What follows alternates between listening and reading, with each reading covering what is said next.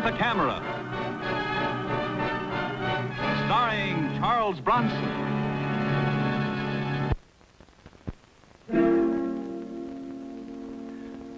Miss Adams, I want you to get off a letter to Eddie Chris of the Atlas Heavy Equipment Company. Remind him he promised to level that property in 1 day, and if he doesn't deliver, I'll personally wrap a crane around his skull. Get that all in, and, I'll make it polite, huh? I'll get right to the point, Mr. Kovac. I want you to stop a murder. Whose? My daughter. 16, beautiful, spoiled rotten. I did the spoiling. Why? Well, since my wife died, she's all I've got. Yeah, I know. I'm Big Barney O'Neill, ex-ditch digger, self-made millionaire. I'm a big man. I can wear a tuxedo, and I know what fork to use. But lay a hand on my kid, and I'll kill you. Mr. O'Neill, if somebody's threatening your daughter, it's a job for the police. No, I want cops. I'll send for cops. This is a job for you, Mike. There's a picture angle. I ask, in the right places. They gave me one name, Mike Kovac. I haven't said I'd take the job yet. 15 years ago, my wife and I adopted Terry from Hathaway House. It's no secret. She knows. This morning, this came. Dear sir, I believe I have some information about your adopted daughter which will be of interest to you. May I have the pleasure of calling on you tomorrow morning? Robert J. Willings, private investigator. This was in it. That's what Terry looked like when they gave her to us. Where's the original? That's why I called you. The original of that picture is in the confidential file of Hathaway House. How'd this fellow Willings get hold of it, and what does he want? I'll tell you. It's a shakedown. I can smell it a mile. And if he tries it, I'll kill him. Now, you know what I meant when I said I wanted you to stop a murder. Well, if you're right, you definitely ought to call in the police. No, you're wrong. I'll tell you why. My little girl's life is all planned. She's going to have the darndest coming-out party this town has ever seen. Then she's going to get engaged. Then she's going to get married to a nice boy from a fine family. At a hotel I now own, where 30 years ago I dug ditches for the foundation. Mr. O'Neill, the more you tell me, the more important I think it is that you call in the police. Police mean headlines, Mike. They'll smear this and spoil it. I'm not going to have it spoiled. Well, this thing has got me all mixed up inside. I want to protect her and I want to kill. You're a man who understands these things. You've got to help.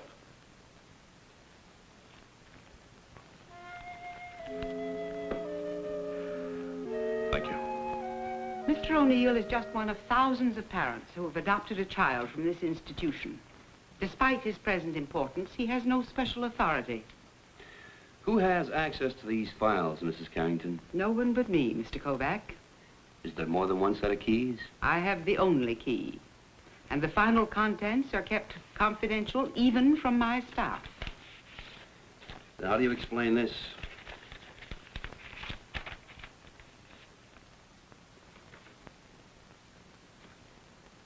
Where did you get this? It came in the mail this morning. Mr. O'Neill asked me to check it.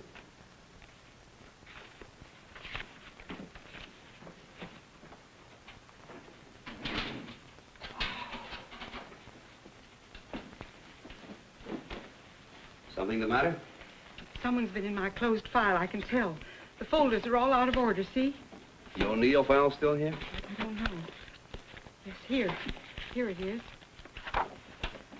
Mr. Kovac, these folders contain the most complete and confidential information about each adoption. The name, the age, and the description of each child, the name of the natural mother, the name and address of the adoptive parent.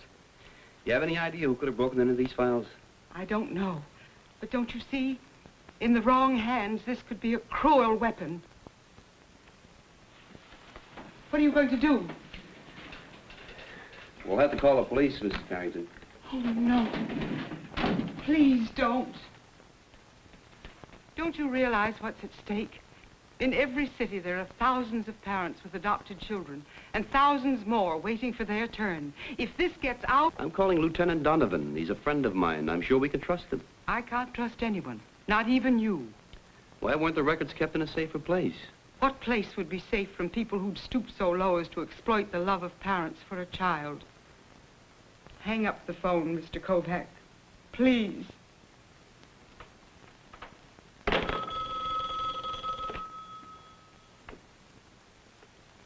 Yes? Yes. It's for you. Kovac, What did you find out? I'll have to hold it until I see you. Well, that character Willings just called. Said he wanted to verify our date. It's at 10 tomorrow morning. You want a ringside seat for an execution. Don't be late. Mrs. Carrington, you've got to trust me, and I'll try to help you as much as I can. Now, tell me something. Has this place ever been broken into? Yes. About 3 months ago, my desk. Some vagrant, somebody got in here, but only the cash box was broken into. No, that's where you're wrong. Somebody also broke into the files and photographed the records. Photographed? This is how they got the duplicate picture of the baby. Did you report the robbery? No. The janitor did. They hit him, but he came to and called the police. Did he see anyone? No. He was hit from behind. And all this time, we thought we'd lost only $28. Mrs. Carrington, whoever broke into the files has had time to plan every step. Oh. Now, please, you got to get hold of yourself. Don't talk to anybody. Don't answer any questions. We have one advantage. They think that nobody knows that they photographed the records or that a victim complained. Now, if you want to get in touch with me, here's my card. Thank you, Mr. Kovac. All right, then, Mr. O'Neill. You count me out. If you're going to use muscle, get another boy. Simmer down. I'm just not used to being told what to do. Well, there's more involved than the O'Neill dynasty. There are other people, parents with adopted children. They've got as much at stake as you. They don't know it, but I'm working for them, too. Okay, so I sounded off. Look, Mike, let's start even. Call your shot. You'll do what I tell you to do? Well, it's either that or I take a walk and you get yourself another boy. Okay. You tell this ditch digger where you want him to swing a pick. The first thing to do was obvious. Get a look at this fellow Willings, hear his story, and get a picture or two for identification. I thought I could talk to you alone, Mr. O'Neill. We are alone, Mr. Willings. Those characters from the old country doesn't understand a word of English. All right, I got your letter. What's on your mind? Well, you might say that this is the end of the mission for me, Mr. O'Neill. That so? Yes, I represent a client who for the last 15 years has devoted every living moment of her life to a crusade. You mean she's been trying to find a baby? Yes, Mr. O'Neill, her baby. And now the crusader waits at the gate. Oh, come on. You can talk plainer than that. What do you really want? I want nothing. But let me talk to you about a woman who is also a mother. 15 years ago, while under the stress and strain of panic, she gave up a child, a little girl. A small, soft bundle of innocence she relinquished to strangers. You talking about my daughter? Our daughter. A little child wrapped in a blue woolen blanket with the initials A.L. embroidered in one corner. For 15 years, every walking, working moment of her life has been dedicated to finding her, and as luck would have it, she did. Luck or you, Mr. Willings? Well, let's just say that I was helpful, and let's just say that all she wants now is to look at her. Just to look at her. Now, surely that's not asking too much. No, it isn't. But after that, then what? Why, nothing. She returns to the shadows from which she came. Just like that? Just like that. Oh, surely you can find the kindness in your heart to grant this poor woman this simple wish. Would you believe that she spent close to $20,000 of her hard-earned money finding her, but it would be worth it. For her. And for you? I don't matter in this. I'm just an instrument. You play a pretty expensive tune. We ask for nothing. Material, that is. We realize that as the natural mother, she has no legal claim whatsoever. The answer is no. Of course. You're quite within your rights to say no. To her, to me, to anyone. You mustn't spoil the plans you have for pretty little Terry. Where does a man like you come from? And it's where I'm going that matters, isn't it, Mr. O'Neill? But surely, after spending $20,000, you can't object to my client waiting outside the school where your daughter is a student and just, well, catching a glimpse of her, just talking to her, perhaps touching her, possibly holding her in her arms for a final moment of farewell? You're really one of a kind, Mr. Woodings. Now, my client agrees with you. As it happens, she's just outside. May I bring her in? Thank you.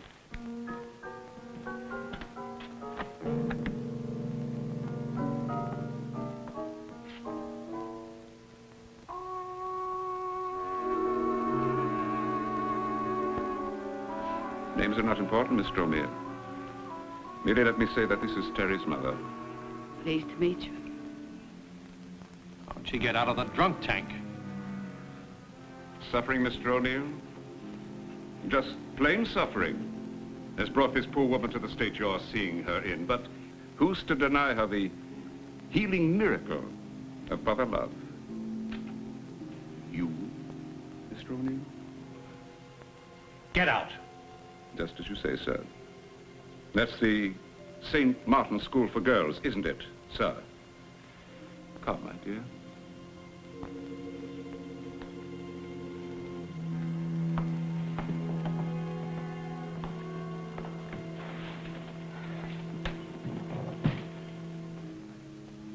That dirty, miserable chiseler. It's embarrassment. $20,000 worth of embarrassment. Well, what are you going to do about it, Mike? Well, I don't know. I haven't dealt with anything like this before. You better do something fast. A woman like that with my Terry.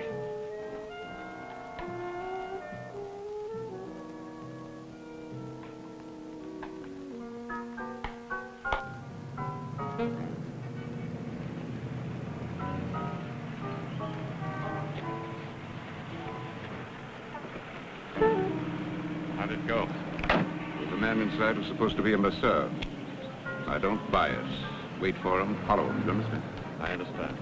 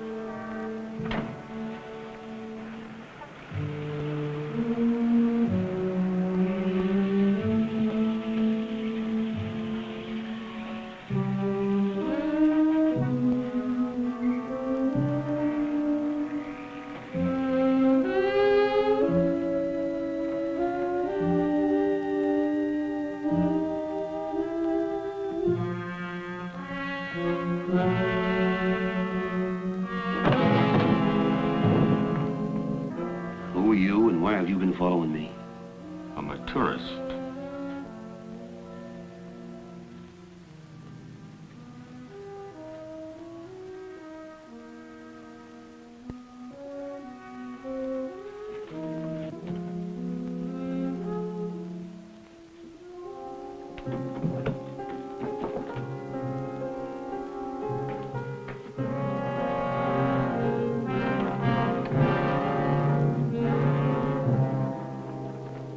make much sense over the phone, you're making even less now.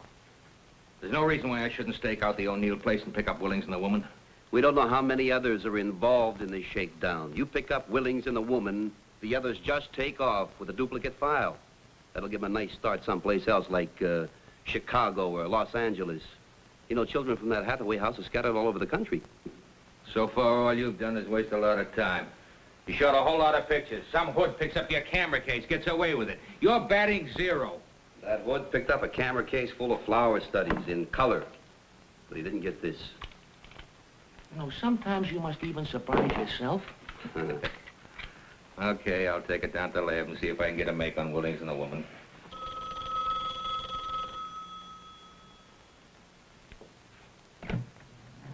Yeah? Mr. Kovac, I'm afraid there's been another contact. Mr. Douglas Morley called me and said that he's just received a special delivery letter. And a Mr. Willings is coming to see him tomorrow about noon. They adopted a baby from here a little more than 2 years ago. Would you give me that name again, please? Douglas Morley, Vulcan Laboratories. I got it. Now, please try not to worry, Mrs. Carrington. Thank you, Mr. Kovac. It's all right. It's all right. Goodbye. Mrs. Carrington, she says Willings has contacted Douglas Morley. If they're working that fast, they could be using the same woman. Now, you let me get a picture of her, and that's all we'll need. Too much of a long shot. I'm picking them up.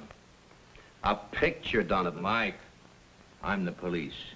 You're a bachelor with a dark room and a hunch. But it'll work. I know it'll work. No dice. Donovan, wait a minute. Give me until noon tomorrow. Just until noon. Forget it, Mike. I'm taking over. Mr. Kovac, Yes. I'm Terry O'Neill. Come on in. Oh, this is Lieutenant Donovan. Oh, yeah, miss. Won't you sit down?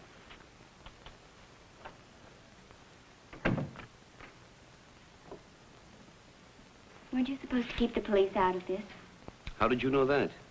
I saw and heard everything that happened in my father's den. I told him I was there. Mr. Kovac, is that woman my mother? Well, Terry, I can't say. I don't know. Why is my father willing to pay this woman $20,000 just so she'll go away? What? $20,000? Has he paid it yet? No, but he will. Says it's worth it not to have my life spoiled. Willings came back to talk to Dad after you left. And when you were there, he was ready to kill him. Maybe this is the break we need, Mike. When he hands over the money, we grab him. It won't work, Lieutenant. I heard Mr. Willings talk about selling my father some stock. My father's paying him $20,000 for it. Can he get away with that, Lieutenant? Smart gimmick, Mike. Con man buys a lot of worthless stock. Sells it to the mark for whatever he can squeeze out of him. Even if we pinch him, they get a record of a legitimate transaction. You mean to tell me the victim pays $20,000 for worthless stock? Stupid. Hard to prove illegal. Mr. Kovac, she's not my mother, is she? Terry, no mother would do a thing like this to a child. Donovan? Till noon.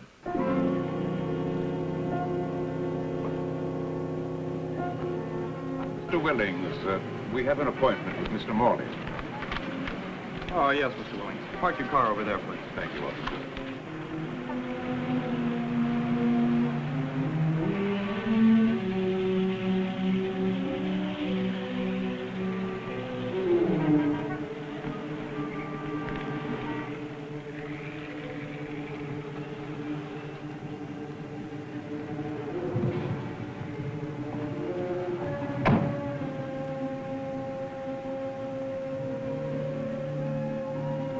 I got another picture of Willings and the woman without revealing myself. But when I developed it, I was in for an unpleasant surprise. Okay, so I'm wrong. But if it had been the same woman, we would have had to charge a fraud against them. I keep telling you that you can't fly a bomber solo. Now, for your information, I just talked to Mr. Douglas Morley on the phone. Guess what he told me? He doesn't know any Mr. Willings. Never heard of him, never saw him. For me to mind my own business. Willings was there. Sure he was. If you ask me, he'll be back this afternoon for the payoff. Not a bad day's work, 40 grand. Donovan, we gotta find out a way to stop them. There's no way with that stock gimmick. The victim unwilling to testify? Let me tell you something, Mike. By the time the gang works their way to California, they're gonna collect about $1 million. They sure know how to make photography pay off. Well, wait a minute. I must be blind. Donovan, take a look at this. You see anything? Larger version of what I saw before. No, here and here. It's the same woman. She changed everything. The hair, the makeup, the clothes, but not the earrings. You've made a very shrewd deal, Mr. Morley, and profitable in more ways than one. With this money, this unhappy woman who gave up a child in a moment of despair will be able to travel away from the scene of her unhappiness, and in time, her wound will heal. Mr. Willings, you remember me? Can't say I do. Quite a coincidence, huh, Donovan? What are you talking about? Who are these men? This woman happens to be not only the mother of Terry O'Neill, who was 17 her last birthday, but also the mother of the Morley baby. And she's willing to forget both of them at $20,000 apiece. Come on, you two.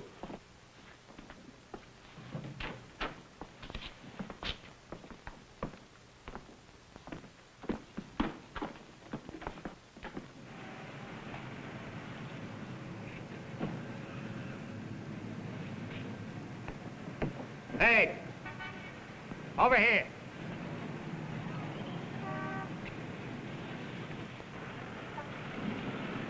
Lady, you'll be better off if you tell us where the copies of those files are. Give me a break and I'll tell you everything.